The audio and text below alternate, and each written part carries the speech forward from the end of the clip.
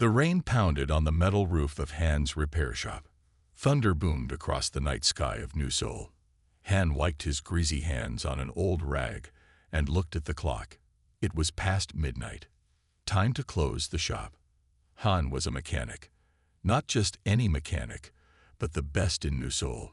People said he could fix anything with an engine. Even the aliens who now lived on Earth brought their strange machines to him. Han didn't talk much, but his hands spoke for him. They could feel what was wrong with a machine just by touching it. "Come on, Buddy. Time to go home," Han said to his old dog. Buddy was a brown mutt with gray around his eyes. He got up slowly from his bed in the corner and stretched. Han's face had a long scar that ran from his right eye down to his jaw. He got it 5 years ago, when an engine blew up in his face. After that, he stopped talking to people much. He liked machines better. Machines didn't stare at his scar. As Han turned off the main lights, he heard a sound. It was not the rain. It was not the wind. It was something else. "Did you hear that, Buddy?" Han asked. The dog's ears perked up. The sound came again. A weak, high-pitched whine. It came from behind the shop, near the garbage compactor. Han grabbed a flashlight and his wrench. In these days, with aliens visiting Earth, you could never be too careful. Some aliens were friendly. Some were not. The back alley was dark and wet. Han's flashlight cut through the rain. He moved the beam slowly across the ground. Then he saw it. At first, Han thought it was a toy. It looked like a small wolf, but it was only about the size of his hand.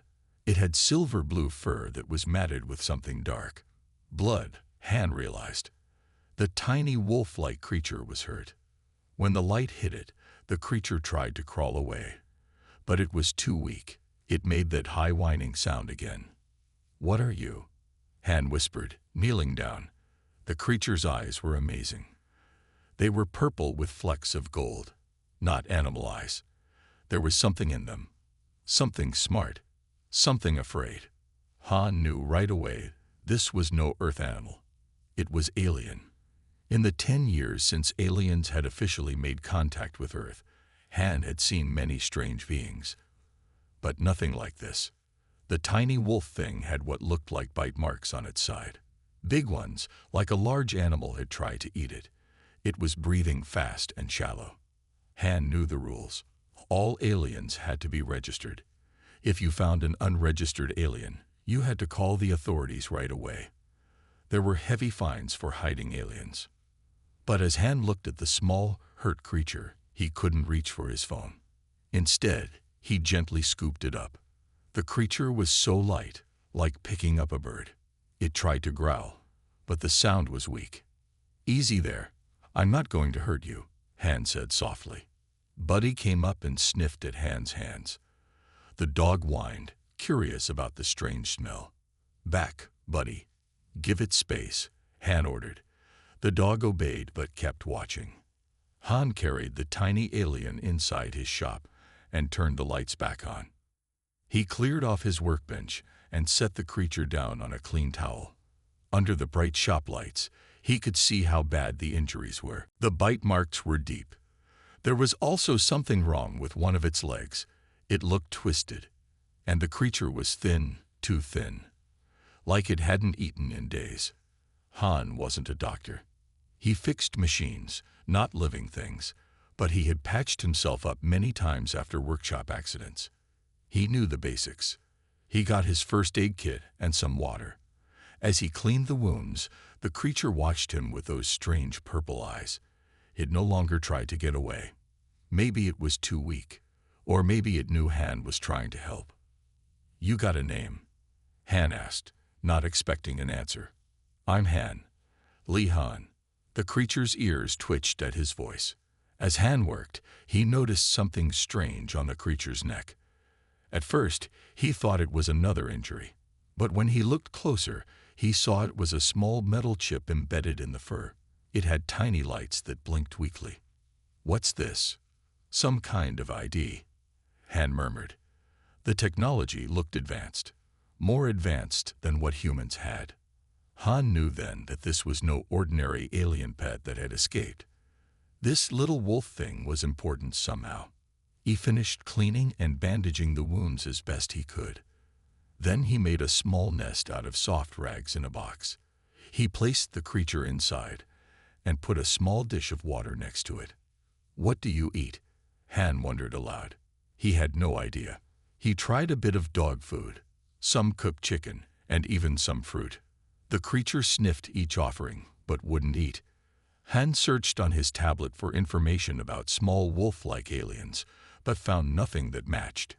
He would have to be careful about his searches. The government monitored unusual alien-related queries. That night, Han slept on the cot he kept in his shop for long repair jobs. He couldn't take the creature home. His apartment building had alien detectors in the lobby. Many buildings did now for security. Every hour, Han checked on the tiny alien. By morning, it had drunk some water but still wouldn't eat. Its breathing was better, though. The wounds had stopped bleeding. When Han opened the shop the next day, he kept the box with the creature hidden in his office. He worked on cars and hovercrafts, but his mind was on his strange new guest. At lunchtime, he tried again with food. This time, he offered some raw meat. The creature sniffed it, then slowly began to eat. Han felt a surge of relief. As the day went on, the tiny alien seemed to get stronger. By evening, it was sitting up in its box, those purple eyes following Han wherever he went.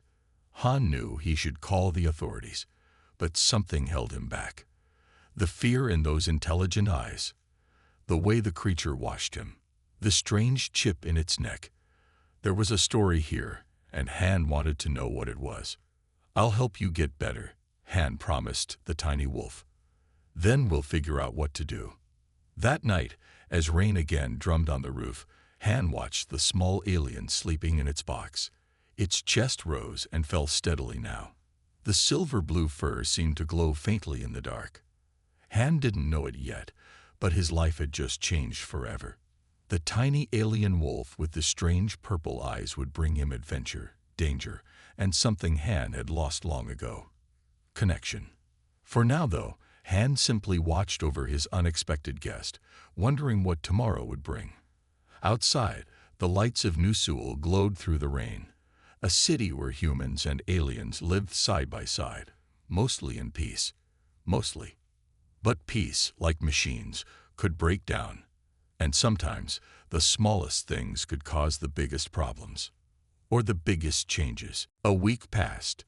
Han kept the tiny wolf-like alien hidden in his shop. Each day, the creature grew stronger. Its wounds began to heal. It ate more meat and even started to move around its box. Han found himself talking to the alien as he worked on engines. He never talked much to people, but talking to this strange little creature felt different. It couldn't judge him or stare at his scar. "I'm fixing a lunar taxi today," Han told the alien one morning. "The gravity adjusters are tricky." The alien watched him with those purple eyes. Han swore those eyes understood every word. By the 10th day, the alien could stand on all four legs. It was small enough to fit in Han's palm. Its silver-blue fur had a healthy shine now. Han moved it to a bigger box with soft blankets. "You need a name," Han said as he ate his dinner. The alien sat on the table, watching him. "I can't keep calling you Little One or Tiny Wolf." The alien tilted its head, then suddenly jumped down from the table. Han watched as it moved slowly to a corner of the room. It began to scratch at the floor with its tiny claws. Han got up and went over. The alien had scratched marks into the concrete floor. Han knelt down for a closer look. The marks weren't random. They formed shapes, letters. D-O-H. Han's eyes widened. "Do. Is that your name?" "Do." The tiny alien, Do, made a soft yipping sound and nodded its head. "You can understand me," Han whispered, "and you can write." This changed everything. The creature wasn't just some alien animal. It was smart. It knew language. Han's mind raced. He needed a better way to talk with Doe. Then he remembered something. Last month, he had fixed a translator device for an alien diplomat. The diplomat had left behind some spare parts. Han dug through his junk drawer until he found them. He worked all night, trying to build a simple translator. He wasn't sure it would work for Doe's language, but he had to try. By morning, Han had made a small collar with the translator parts.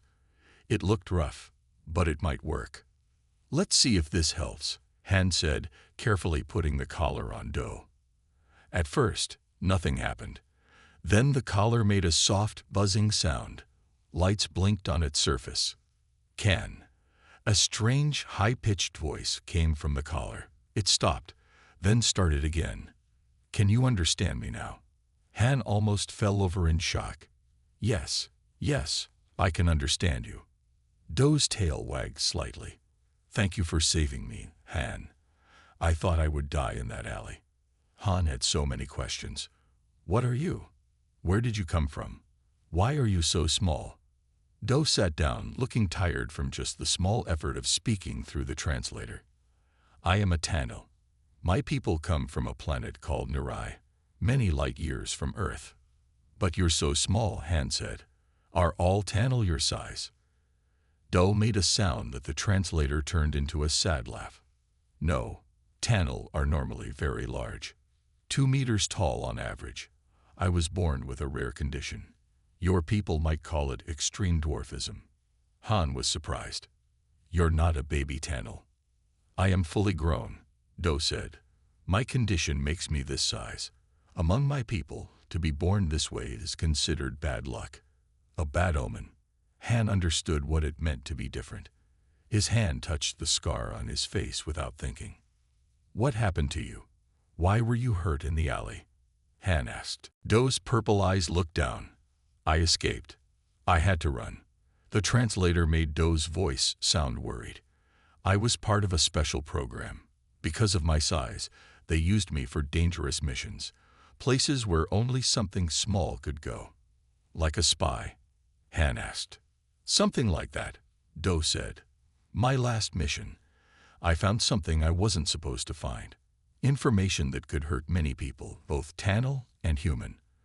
When I reported it, they tried to kill me." "Who tried to kill you?" "My handlers. The ones who sent me on missions." Doe touched the chip in his neck with a tiny paw. "This contains the proof. That's why they want me dead." Han felt cold. This was bigger than he thought. "What kind of proof?" Doe looked around nervously. "Plans. A group of Tanel extremists plan to attack the Earth-Tanel Peace Summit next month. They want to start a war between our peoples." Han took a deep breath. This was dangerous information. "We need to tell someone." "The authorities." "No." Doe's reaction was strong. "Not yet. I don't know who to trust. The extremists have friends in high places, both in the Tanel government and yours." Han thought about this. He wasn't good with people or politics.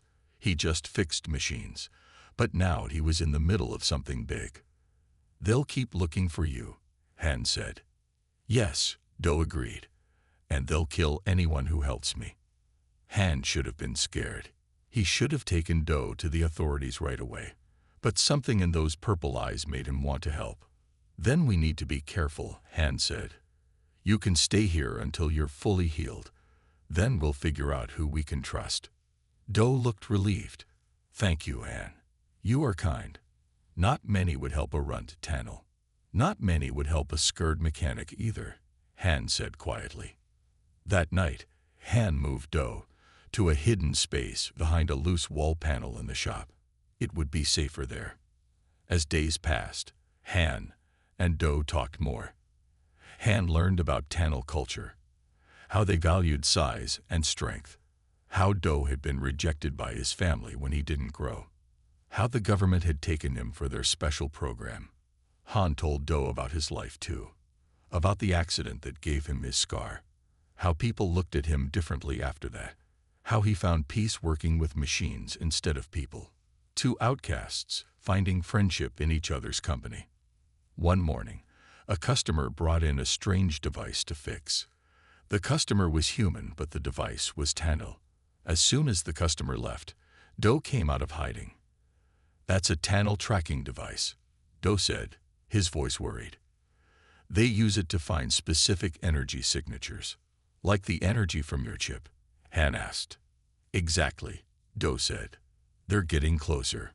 Han looked at the tracking device on his workbench. He was supposed to fix it, but now he knew what it was for. "I could break it instead," Han suggested. "Make it look like it can't be fixed." Doe shook his head. "They would just bring another, and it would make them suspicious. Then what do we do?" Doe thought for a moment. "Fix it, but change the calibration. Make it point in the wrong direction." Han nodded. This he could do. Machines were his language. As Han worked on the tracker, there was a loud knock at the front door of the shop. Doe quickly hid. Han went to the door. A tall, stern-looking woman in a uniform stood there. She had a badge that showed she worked for the Alien Registration Department. "Lee Han?" the woman asked. "Yes," Han said, trying to keep his voice steady. "I'm Officer Kim Jin. We've had reports of unusual alien energy signatures in this area. Mind if I look around?" Han's heart beat faster, but he kept his face calm. "Of course, officer. Come in." Officer Kim stepped into the shop, her eyes scanning everything. Han knew she had devices that could detect alien presence. The moment of truth had come. Would she find Doe? And if she did, what would happen next? Han could only wait and watch as Officer Kim began her search. Officer Kim Jin walked slowly through Han's shop. Her black boots made loud sounds on the concrete floor. She held a small beeping device in her hand. The device had lights that flashed green, then yellow, then green again. Han tried to look calm. His heart was beating fast. Doe was hidden behind a wall panel, but would the officer's machine find him anyway? "You fix a lot of alien tech?" Officer Kim asked, looking at the Tannel tracking device on Han's workbench. "Some," Han said. "I fix whatever people bring me." Officer Kim nodded. She pointed to the Tannel device. "That's military grade. Where did you get it?" "A customer brought it in this morning," Han said. This was true. "It needs calibration." Officer Kim picked up the device and looked at it closely. Interesting that a human would have this. The officer's detector suddenly beeped loudly. The lights turned red. Han felt cold sweat on his back. Officer Kim moved toward the wall where Doe was hidden. The beeping got louder. "Something is back here," she said. She reached for the wall panel. Han had to think fast. "That's my power converter," he said. "It uses parts from an old Tannel ship. That's probably what your detector is picking up." Officer Kim looked at Han, then at her detector. She seemed unsure. Just then, Han's dog Buddy came running into the shop, barking loudly. He jumped up on Officer Kim, getting mud all over her clean uniform.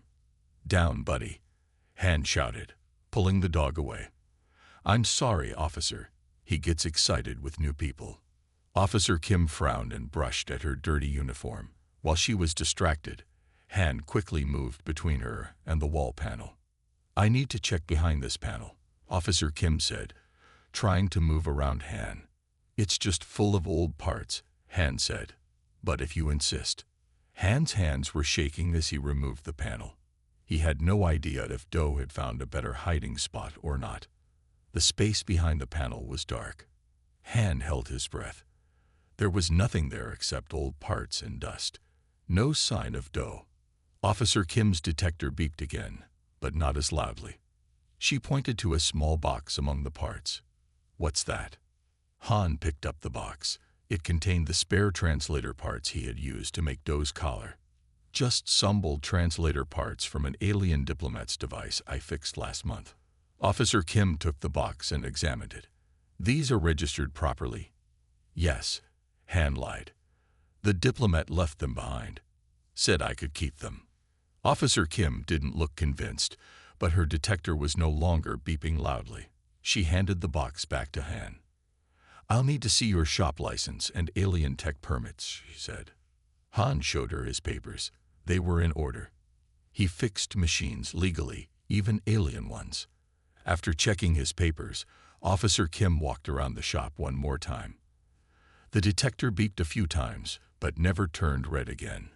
"Everything seems in order," she finally said. "But I'll be watching this area. There have been reports of unregistered alien activity. If you see anything unusual, call us immediately." "Of course, officer," Han said, trying to sound helpful. As she was leaving, Officer Kim turned back one last time. "That scar," she said, pointing to Han's face. "How did you get it?" "Engine explosion. 5 years ago," Han said. Officer Kim nodded. "Must have been painful." It was. After she left, Han waited 10 minutes before calling out, "Doe, where are you?" A small ceiling panel moved, and Doe's tiny head poked out. "Is she gone?" the translator caller asked in its high-pitched voice. "Yes," Han said, amazed. "How did you get up there?" Doe climbed down using a wire that hung from the ceiling. For something so small, he was very good at climbing. "I heard her coming," Doe explained. "I climbed up when you were at the door." Han sat down, feeling tired from all the stress. "That was close." "Too close," Doe agreed. "We need to be more careful. And we need to fix that tracking device quickly. They will send others." Han went back to work on the tunnel tracking device.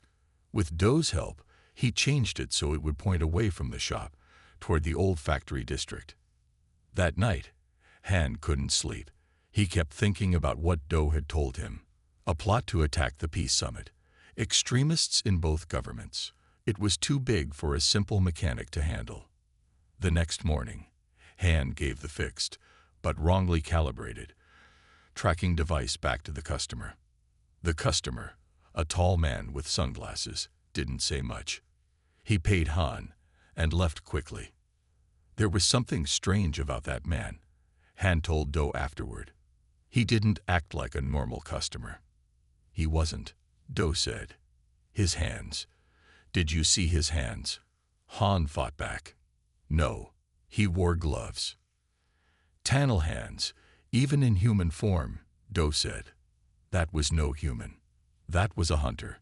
They found me." Han felt a chill. "What do we do?" Before Doe could answer, there was a loud crash outside. The shop windows shook. Han ran to look. A large black ship had landed in the street right outside his shop. It wasn't like any ship Han had seen before. It was sleek and dangerous looking. 3 tall figures stepped out of the ship. They were over 2 meters tall, with silver-blue fur like Doe's. But these creatures were not small. They were massive, with powerful muscles under their fur. They looked like giant wolves walking on 2 legs. "Tunnel," Han whispered. "Hunters," Doe said, his voice shaking. "They're here for me." "Hide," Han told him. "I'll talk to them." Doe quickly disappeared into his hiding place. Han went to the front door of his shop. The 3 tunnel were walking toward him. They had weapons at their sides. Han opened the door before they could knock. "Can I help you?" he asked, trying to sound normal. The leader of the tunnel looked down at Han. The alien was a full head taller than him. Its purple eyes were cold. "We seek a fugitive," the tunnel said in perfect English. "A small one of our kind. It has been tracked to this location." "I haven't seen any aliens except customers," Han said.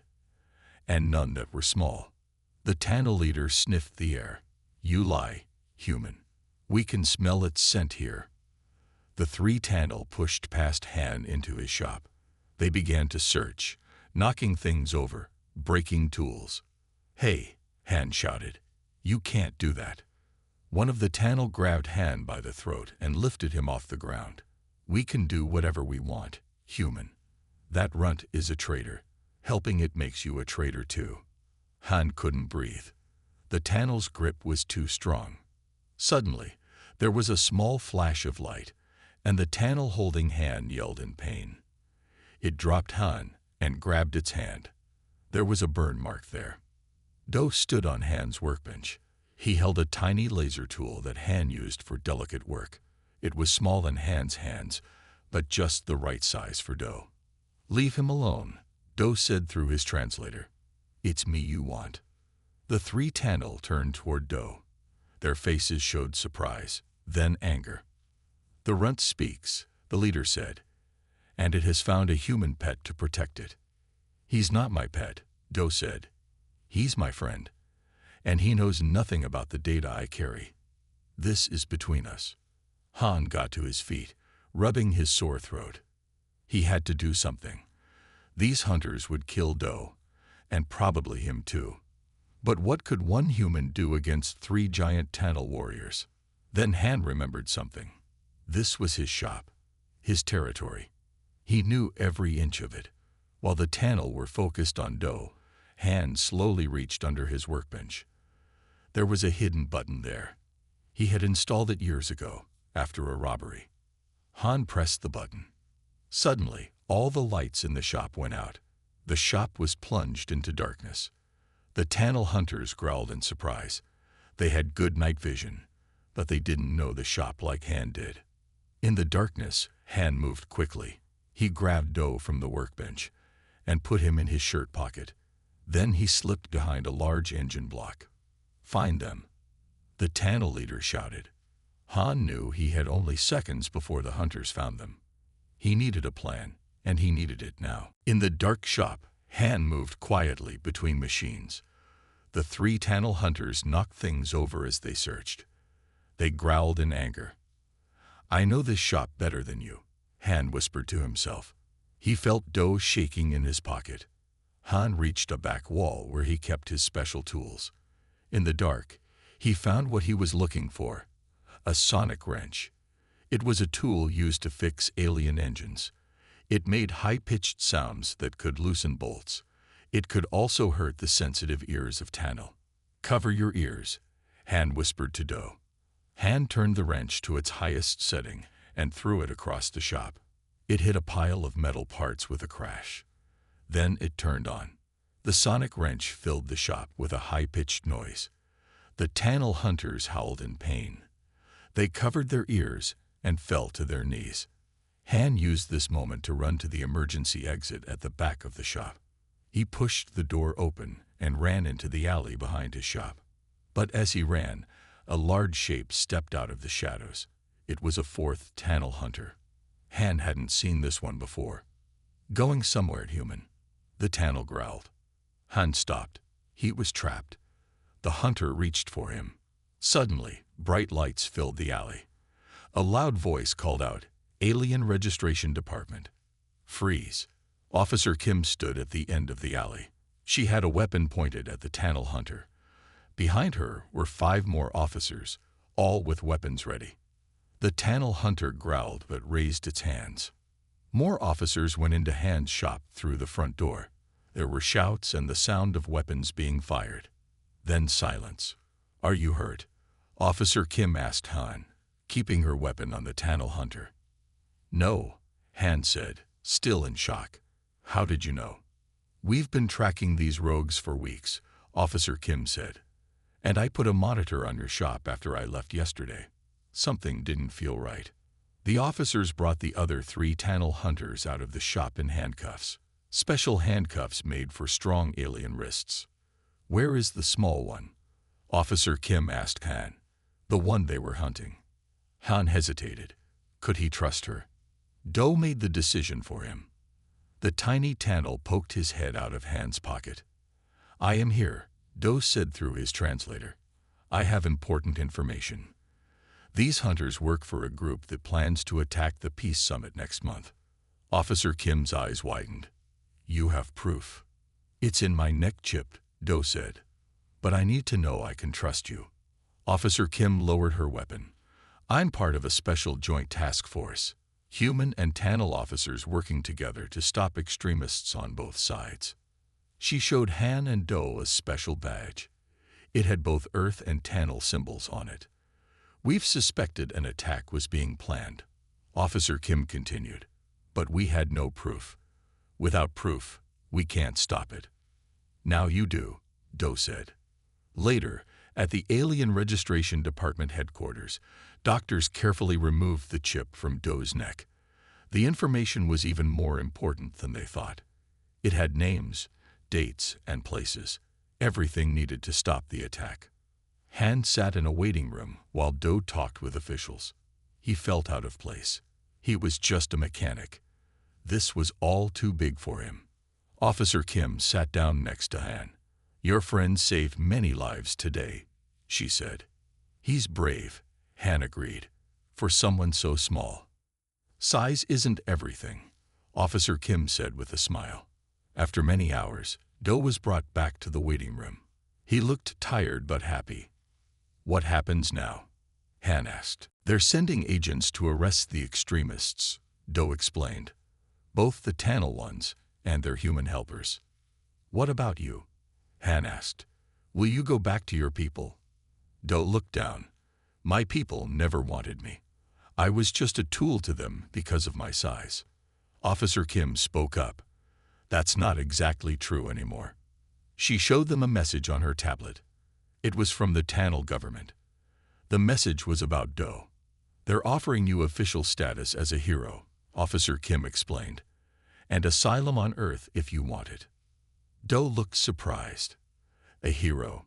Me? But I'm a runt. A runt who saved the peace between our worlds," Officer Kim said. Han felt happy for Doe, but also sad. Now that Doe was important, he wouldn't need a simple mechanic anymore. "There's more," Officer Kim said. "The medical team found something interesting about your condition." Doe tilted his head. "What?" "It's not a disability like they always told you," Officer Kim explained. "It's an adaptation, a rare genetic path that few Tannel ever develop." "Adaptation for what?" Han asked. "For working with small things," Officer Kim said. "Your hands, your eyes. They're perfect for micro work. Work that normal-sized Tannel or humans can't do well."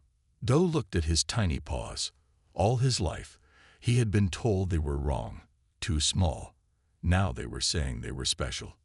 "The Earth Tannel Science Council wants to meet with you," Officer Kim continued. "They're developing new micro-technology, tiny machines that could change medicine, space travel, everything. But they need someone who can work at that scale." Doe's purple eyes went wide. "They want me. For my size." "Exactly for your size," Officer Kim said. Han smiled. "See, I told you size isn't everything. Sometimes being small is an advantage." 3 months later, Han stood in front of a new building. The sign read, "Han Doe Micro-Mechanical Repair and Research." After the attempted attack was stopped, the Earth Tannel Alliance had given Han and Doe money to start a new business, the first of its kind in the galaxy. Doe, standing on Han's shoulder, looked at the sign with pride. He wore a new translator collar, much better than the one Han had made. "I never thought I'd see my name on a building," Doe said. "I never thought I'd have a business partner who fits in my pocket," Han replied with a laugh.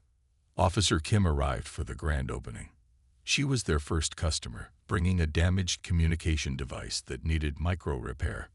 "Only Doe's tiny paws can fix this," she said. Inside the new shop, Doe had a special workstation built to his size. Han had one built to human size. They worked side by side, each using their different sizes as strengths. News agencies from Earth and other planets came to see the unusual partners, the tiny Tannel and the scared human mechanic. They had become symbols of cooperation between species. Other small Tannel, once hidden away by their families, were now being found and trained for micro-work. Doe had started a program to help them. Han watched as Doe worked on Officer Kim's device. His tiny paws moved with amazing skill on parts too small for human hands to handle. "You know what I never expected," Han said to Officer Kim. "What?" Han looked at Doe, his new friend and partner. "I never expected that saving a tiny alien wolf would change my life. I thought I was helping him, but he helped me more." Han touched the scar on his face. He didn't mind it so much anymore. Working with Doe had taught him that differences weren't always bad. Sometimes they were exactly what you needed. Outside, ships from many worlds passed by in the sky above New Sol. Earth had become a center for species to meet and work together. And in one small shop, the unlikeliest of partners showed that being different could be the start of something wonderful.